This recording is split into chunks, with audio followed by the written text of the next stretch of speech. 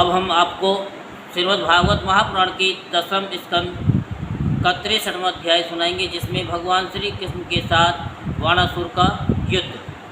तो आप सभी ध्यानपूर्वक कथा को श्रवण करेंगे और धर्म लाभ प्राप्त करेंगे। श्री सुखदेव जी कहते हैं कि परीक्षित, बरसात के 4 महीने बीत गए, परंतु अनिरुद्ध जी का कहीं पता न चला।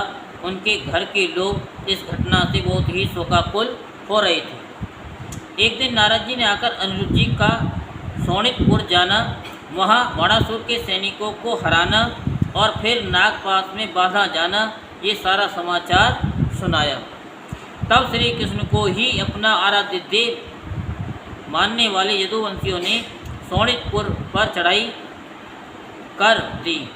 अब श्री कृष्ण और बलराम जी के साथ उनके अनुयायी सभी यदुवंशी प्रद्युम्न, सात्यकी, गद, साम, सारण, नंद, उपनंद और भद्र आदि ने 12 अक्षौणी सेना के साथ व्यूह बनाकर चारों ओर से वाणासुर की राजधानी को घेर लिया। जब वाणासुर ने देखा कि यदुवंशियों की सेना नगर के उद्यान पर कोटों, बुर्जों और सिंह द्वारों को तोड़ फोड़ रही है, तब उसे बड़ा क्रोध आया और वह भी 12 अक्षौणी सेना लेकर नगर से निकल पड़ा। वाणासुर की ओर से साक्षात भगवान शंकर वृषभराज नंदी पर सवार होकर अपने पुत्र कार्तिकेय और गणों के साथ रणभूमि में पधारे और उन्होंने भगवान श्री कृष्ण तथा बलराम जी से युद्ध किया। परिचित, वह युद्ध इतना अद्भुत और घमासान हुआ कि उसे देखकर रोंगटे खड़े हो जाते थे। भगवान श्री कृष्ण से शंकर जी का और प्रद्युम्न से स्वामी कार्तिकेय का युद्ध हुआ। बलराम जी से कुंभभांड और कुंभकर्ण का युद्ध हुआ। वाणासुर के पुत्र के साथ साम और स्वयं वाणासुर के साथ सात्यकी भिड़ गए।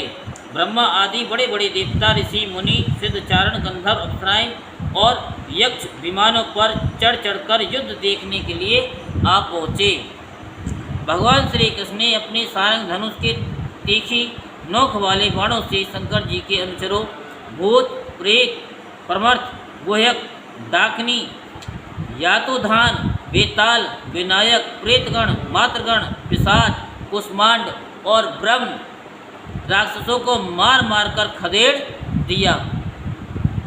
पिनाकपाणी शंकर जी ने भगवान श्री कृष्ण पर भांति भांति के अग्नि अस्त्रों का प्रयोग किया, परंतु भगवान श्री कृष्ण ने बिना किसी प्रकार के विस्मय के उन्हें विरोधी शस्त्रों से शांत कर दिया।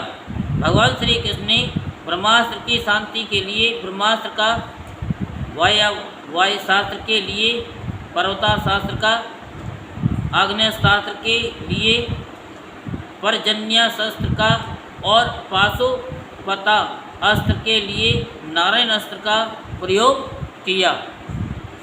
इसके बाद भगवान श्री कृष्ण ने जिम्ना अस्त्र से, जिससे मनुष्य की जम्हाई पर जम्हाई आने लगती है, महादेव जी को मोहित कर दिया। वे युद्ध में विरत होकर जम्हाई देने लगे।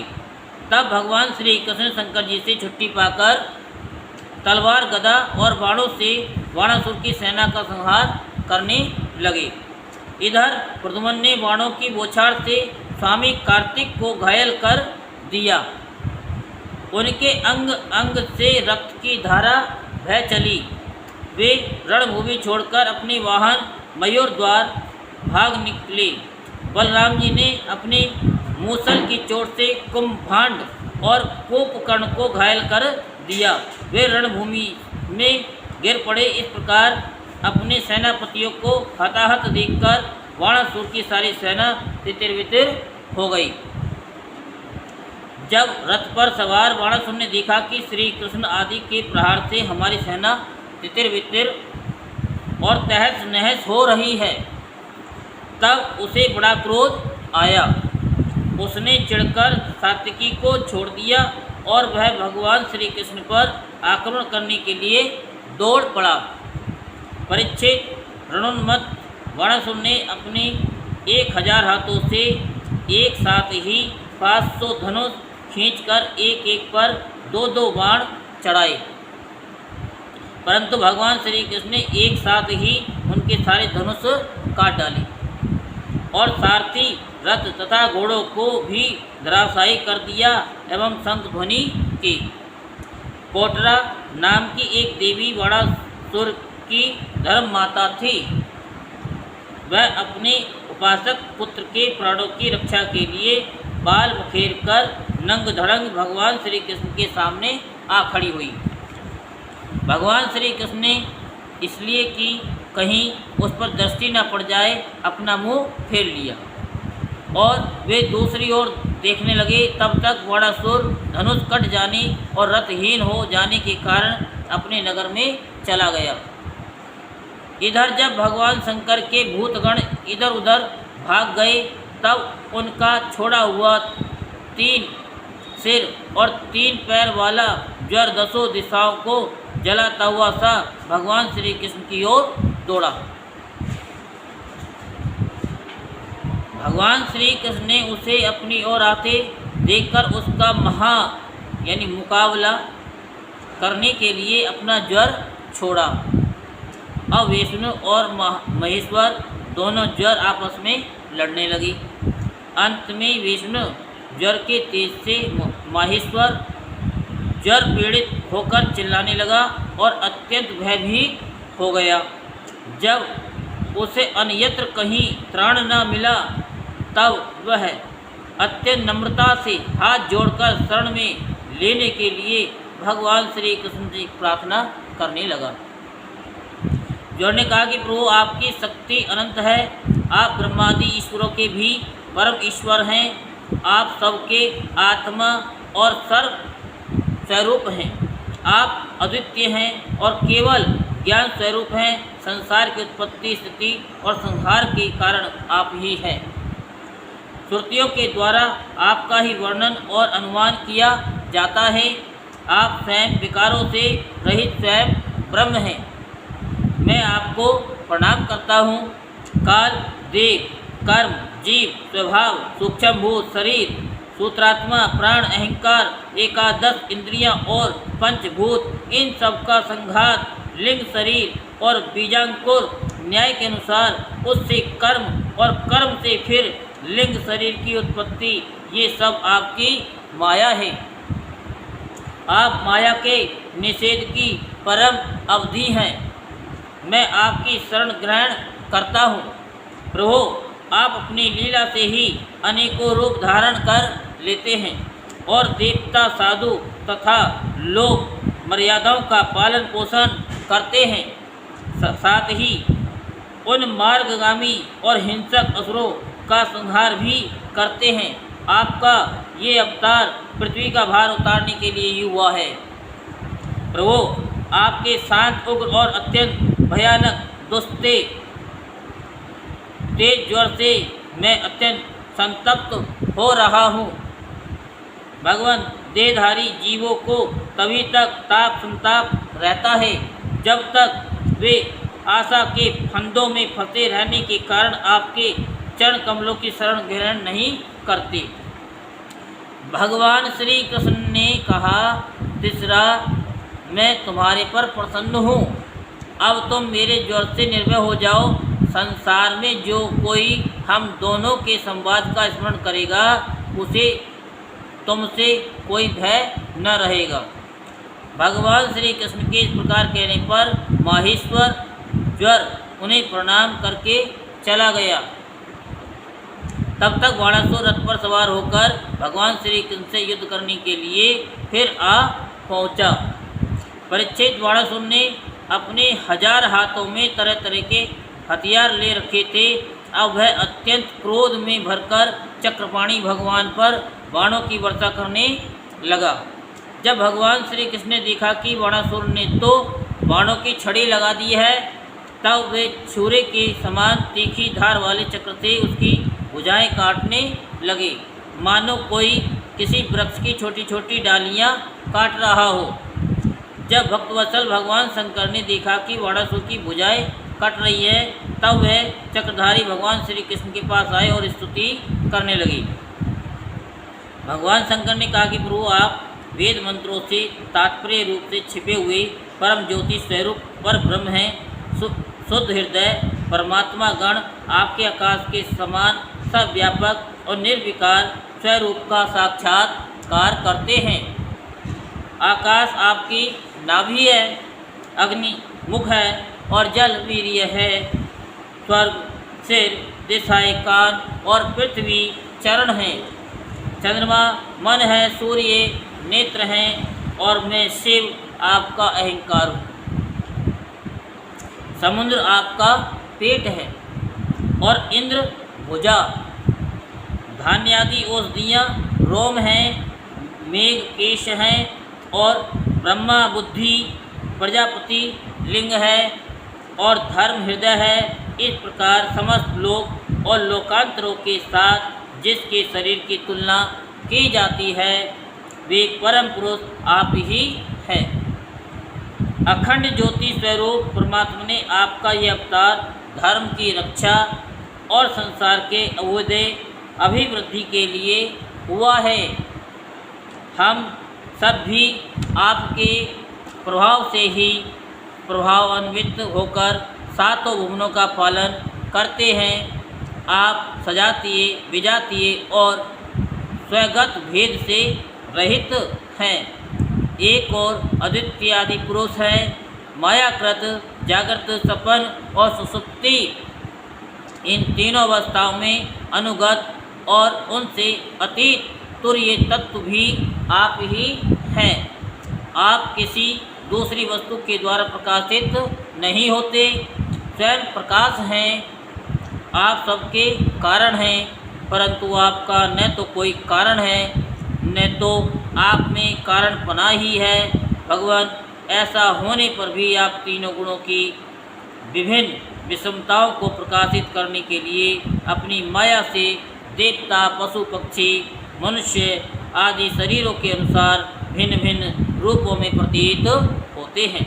प्रभु, जैसे सूर्य अपनी छाया बादलों से ही ढक जाता है और उन बादलों तथा विभिन्न रूपों को प्रकाशित करता है, उसी प्रकार आप तो स्वयं प्रकाश हैं, परंतु गुणों के द्वारा मानव ढक से जाते हैं और समस्त गुणों तथा गुणाभिमानी जीवों को प्रकाशित करते हैं।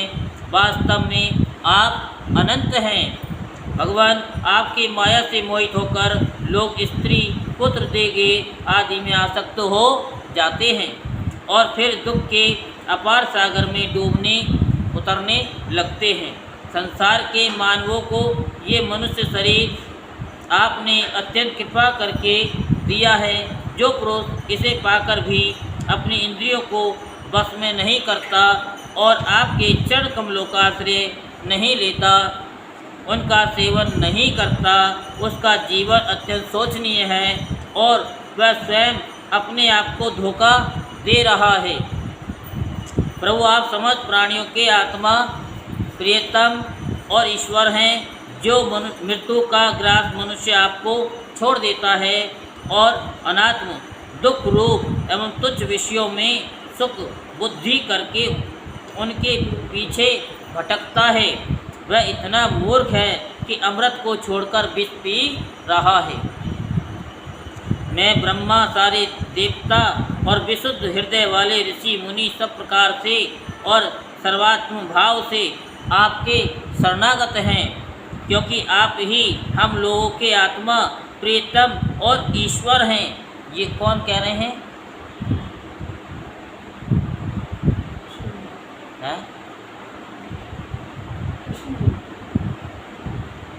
किशन जी थोड़ी कह रहे हैं, जबकि आ गई हद हो गई, झपकी आ गई, हल्की सी आई और हल्की में ही तो गाड़ी निकल जाती है ना। भगवान शंकर कह रहे हैं श्री कृष्ण भगवान से,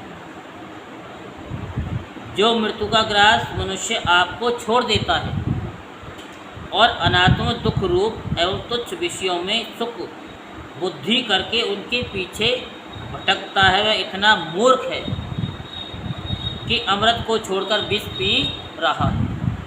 मैं ब्रह्मा, सारे देवता और विशुद्ध हृदय वाले ऋषि मुनि सब प्रकार से और सर्वात्म भाव से आपके शरणागत हैं, क्योंकि आप ही हम लोगों के आत्मा, प्रियतम और ईश्वर हैं। आप जगत की उत्पत्ति, स्थिति और प्रलय के कारण हैं।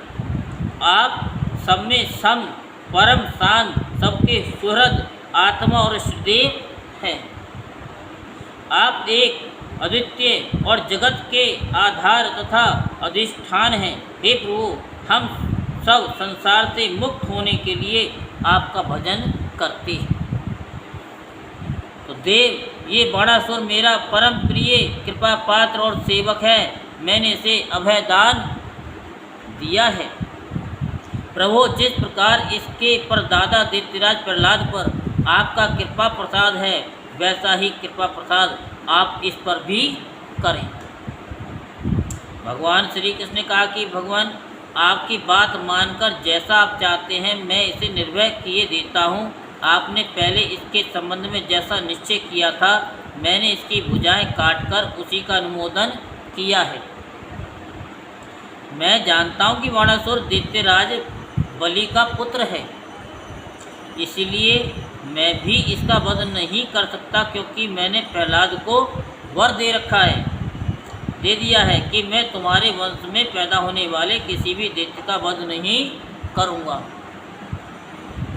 इसका घमंड चूर करने के लिए मैंने इसकी भुजाएं काट दी हैं। इसकी बहुत बड़ी सेना पृथ्वी के लिए भार हो रही थी, इसलिए मैंने उसका संहार कर दिया।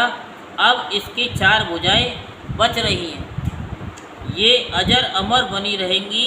ये बाणासुर आपके पार्षदों में मुख्य होगा। अब इसको किसी से किसी प्रकार का भय नहीं है।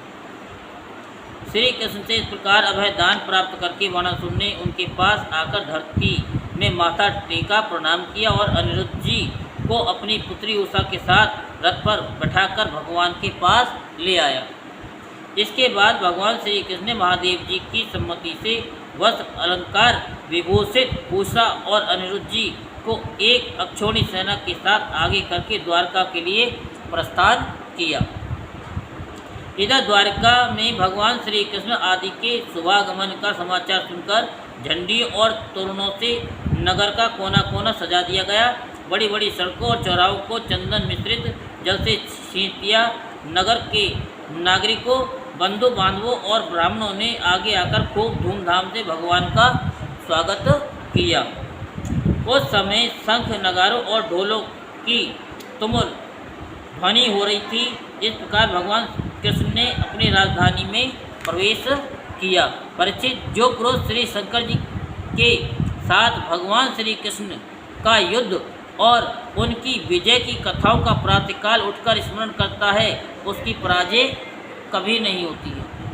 यही श्रीमद् भागवत महापुराण के 10वें स्कंद का 63वां अध्याय संपूर्ण होता है। बोलो वृंदावन बिहारी लाल की जय, बोलो बांके बिहारी लाल की जय। जय जय श्री राधे श्याम, जय जय श्री राधे श्याम, जय जय श्री राधे श्याम।